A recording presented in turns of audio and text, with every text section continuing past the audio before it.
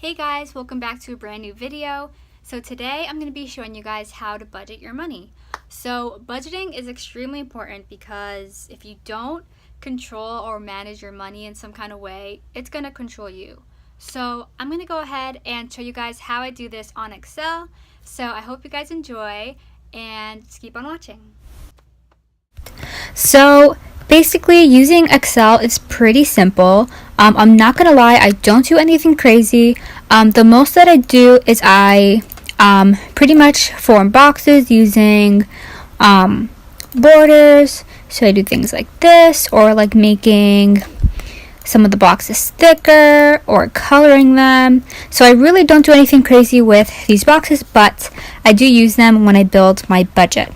So scrolling over here, so this is an example of my budget. Let me go ahead and delete this. Okay, so this is an example of how I budget. So this is a template. Basically, I have the day up top, the day of my paycheck, and then I have two different sections for paychecks. Basically, I have two different jobs, but you can either have, let's say, if you get paid $500 from one job, you would put that in this space, and let's say you have a separate job where you get paid a different amount, you could go ahead and put that in the second column. So that's why I have multiple paycheck slots, but you could do it however you want. So this is the general format of it. So we have a total box for paychecks, and then we have all these sections down here. So you can put these in any order that you want, obviously, and you don't have to put all of the ones that I have in here. But basically, since I go to church, I do tithe, and that is the most important thing that I put money aside for. So I do have that first on my list of budgets. Then I have things like rent, food, my phone bill, gas, food, school loans, my emergency funds, and other things. You guys get the drift. It's really not too complicated. And then down here, what I have is separate little boxes, kind of breaking down each fund a little bit in more detail. So basically, let's say for rent, let's say I already have $100 in my bank account for rent.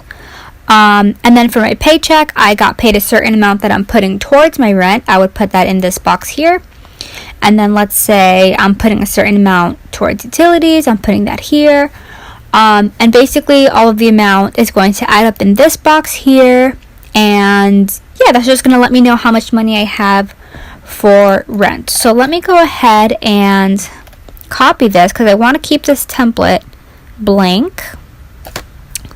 So I'm going to go ahead and copy it and paste it right here. Okay, so let me actually show you guys how I actually do it. So, alrighty. So, as I said before, I have two jobs. So, let's say my paycheck from one job is $400. I'm going to put $400 in this column.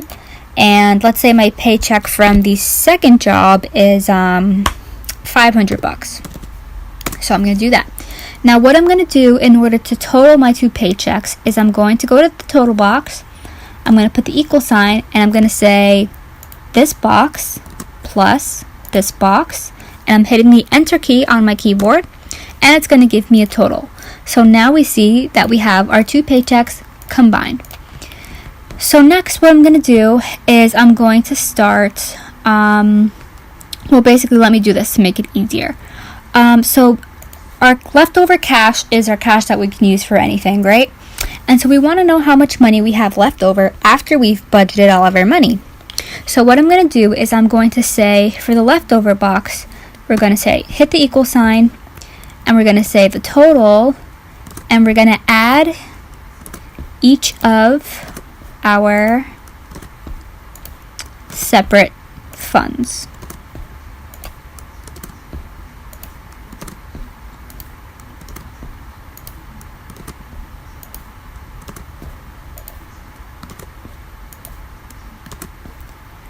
And then once I get to the last one, I'm going to hit enter, and that's what it's going to give me. So as you can see, I have started with $900. It says I have a leftover of $900 because I haven't set anything aside for my funds. Makes sense, right? So now we're going to go in and let's say for rent, I'm going to set aside $200, right? So I'm going to say minus 200. Now, you see that when I do that, this number automatically changes to 700. So obviously I have $700 left over because I used up 200 for my rent. And so what I like to do is accordingly, I like to, go through each thing and say, okay, how much do I need per month for each thing? So for example, I probably spend around $40 a month on gas. So if I get paid twice a month, I know that I should probably put aside $20 a paycheck. So that's what I'm going to go ahead and do. So what I like about doing budgets this way is that it is fully customizable. You can have as many or as little of these boxes as you'd like. And yeah, I mean, it's a easy layout. You can see everything that you have pretty easily, and it's all in order. You can even put these in alphabetical order if you want, or put it in order of importance, which is what I did. But yeah, so that's the general drift of it. So I would say the big thing with Excel is make sure your equations are correct. So for example, with my leftover box, we can see our equation up here. However, if I skip the plus sign by accident, it's not going to show me the correct number. So you want to just make sure that all of your equations don't have any errors in them. So now I'm going to scroll down to the bottom here. So I'm going to show you guys how I budget a little bit more into detail. So I'm going to start with the food because I feel like that's the easiest one. So let's say I already had $20 in my food account, if you will, from the previous week. So what I'm going to do is I'm going to go up to food and I'm going to say, okay, so I'm dedicating $50 a month to food for this paycheck. So I'm going to go down here to food and I'm going to say from my paycheck, and this isn't today's date. I just chose a random date. But let's say for the paycheck's date, so February 29th. Oh, 2029. No, that's not what I wanted to do. Let's just go back and fix that. Okay. I don't know. Whatever. It doesn't matter. You catch the drift. You put in the date, and I said $50, right? Let's say the same day I went to Target and I bought some chips and some pasta, or I don't know, whatever you will.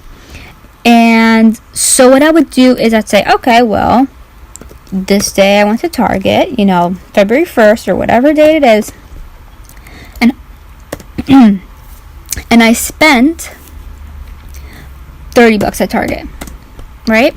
And then the day afterwards, February 2nd, I cannot type today, guys. February 2nd, I went and I spent $5.50 at Wendy's.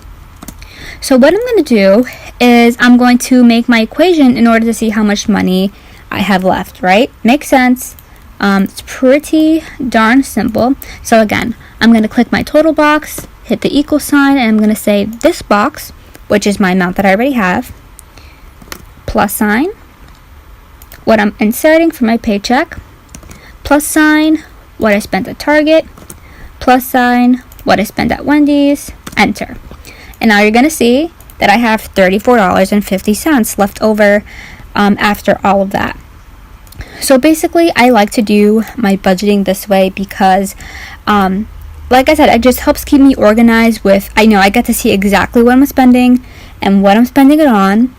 And, instead of having one account where you just have thousands of dollars in it and you don't know, you don't have any dedicated amount set aside for things, this way is perfect because you can say, okay, this week I made this much, I'm putting this much towards this, and now I'm seeing that I have enough money for food this month, or for my car fund, or my emergency fund. And so real quick, I'm going to talk about the emergency fund. So I do my budget based on the Dave Ramsey budget. So if you guys don't know who Dave Ramsey is, basically he's like a financial genius. He is just, basically a genius when it comes to anything financial and budgeting. And he's the one that pretty much inspired me to do this, because he talks about budgeting in all of his books.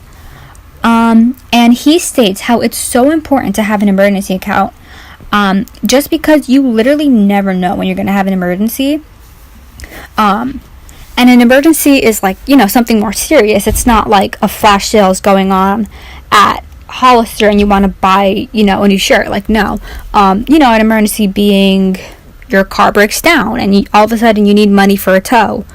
And things like that. So it's so important to have an emergency account, which is why I like to stress it. But basically, same thing with this. Let's say I'm putting a certain amount, not in the day column, a certain amount towards emergency, then I can see, when I do my equation, I can see how much money I have in my emergency fund.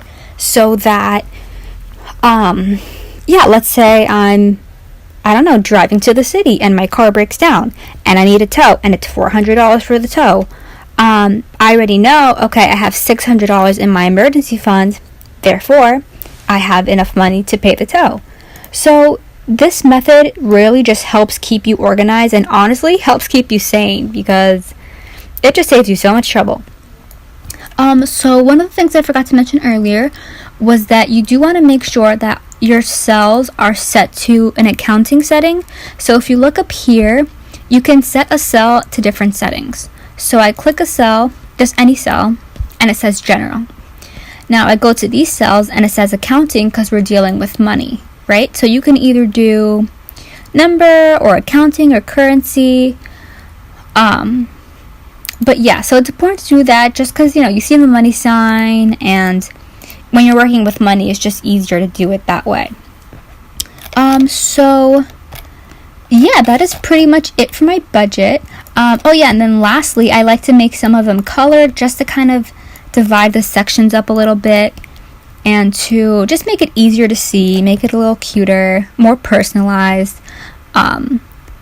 Sometimes I like to do it according to what it is. Like, I don't know, when I think of food, I think of green things, so I'm going to make that green. And car fund, I'm going to say car fund is blue. So you guys got the gist of it. So that is pretty much it. So this is how I budget. And then for the next following paycheck, I would copy the same template, clear off all of the cells, and I would just start over. And for each new week, what you're going to do is just make sure your starting amounts match, the total amount from the previous week. And as long as you do that, everything should be accurate. Again, just make sure you really, really pay attention to your formulas in the cells. But as long as they're okay, then you should be fine. Everything should add up. And if not, just play around with it. I mean, that's the cool thing about Excel, that there's multiple ways to do things. I honestly do it the long way by manually putting in an equation, but you can learn how to actually do it the proper way and go to formulas and do auto sum and all that. But yeah, so this is how I budget. So if you guys have any questions, please leave them in the comment section below and I'll be sure to answer. I hope that this video was helpful to you guys, and I really hope that you guys will start implementing this budgeting system into your life, and I promise you, I promise that it will make a difference in your life. Alright, so that is about it, you guys. Hope you enjoyed. Please like and subscribe if you haven't already, and I'll see you in my next video. Bye!